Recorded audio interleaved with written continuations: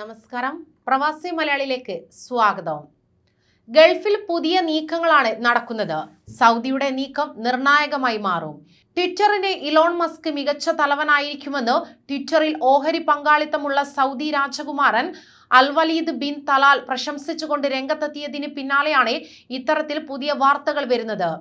കൂടാതെ തന്റെ $1.89 ബില്യൺ ഓഹരികൾ ഇടപാടിൽ ഉൾപ്പെടുത്താൻ ഇലോൺ മസ്ക് സമ്മതിച്ചതായി രാജകുമാരൻ പറഞ്ഞു. ഇതിനെ തുടർന്നാണ് രാജകുമാരൻ മസ്കിനെ പ്രശംസിച്ച് ട്വീറ്റ് ചെയ്തത്. നേരത്തെ ട്വിറ്റർ വാങ്ങാനുള്ള ഇലോൺ മസ്കിന്റെ നീക്കത്തെ എതിർത്തുകൊണ്ട് അൽവലീദ് രാജകുമാരൻ രംഗത്ത് വന്നിരുന്നു.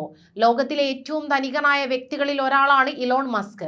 അദ്ദേഹത്തിന്റെ ഓഫർ ട്വിറ്ററിന്റെ ആന്തരിക മൂല്യത്തോട് അടുത്തില്ലെന്നും ഓഫർ നിരസിക്കുകയാണെന്നും അൽവലീദ് ബിൻ തലാൽ പറഞ്ഞിരുന്നു. പുതിയ സുഹൃത്തായ മസ്കുമായി ബന്ധം സ്ഥാപിക്കുന്നതിൽ സന്തോഷമുണ്ടെന്ന് രാജകുമാരൻ ഇന്നലെ ട്വീറ്റ് ചെയ്തു. ട്വിറ്ററിന്റെ സാധ്യതകളെ മുന്നോട്ട് കൊണ്ടുപോകുന്നതിനും വർദ്ധിപ്പിക്കുന്നതിനും ഇലോൺ മസ്ക് ഒരു നല്ല മേധാവിയായിരിക്കുമെന്ന് ഞാൻ വിശ്വസിക്കുന്നു എന്ന് അൽവലീദ് ബിൻ തലാൽ പറഞ്ഞു.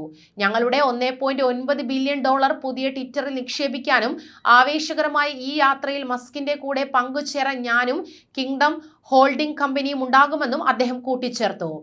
City group, ride hailing, firm Lyft തുടങ്ങി നിരവധി കമ്പനികളിൽ രാജകുമാറിന് നിക്ഷേപമുണ്ട്. Elon Musk will be the best head of the Twitter. Prince's 5.2% ഓഹരിയാണ് സൗദി രാജകുമാരിന്റെ കിങ്ഡം ഹോൾഡിംഗ് കമ്പനിക്ക് ട്വിറ്ററിലുള്ളത്.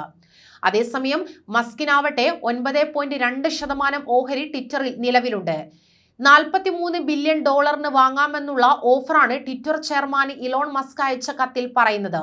ഒരു ഓഹരിക്ക് $54.20 നിരക്കിൽ ഏറ്റെടുക്കാമെന്നാണ് ഇലോൺ മസ്കിന്റെ വാഗ്ദാനം. ഏപ്രിൽ 4 ട്വിറ്ററിലെ മസ്കിന്റെ ഓഹരി 9.2% ഉയർന്നിരുന്നു. ട്വിറ്റർ സ്ഥാപകനായ ജാക്ക് ഡോർസിയുടെ ഓഹരിയുടെ 4 ഇരട്ടിയിലധികമാണ് മസ്ക് സ്വന്തമാക്കിയത്. കൂടുതൽ പ്രവാസി വാർത്തകൾക്കായി ഈ ചാനൽ സബ്സ്ക്രൈബ് ചെയ്യുക.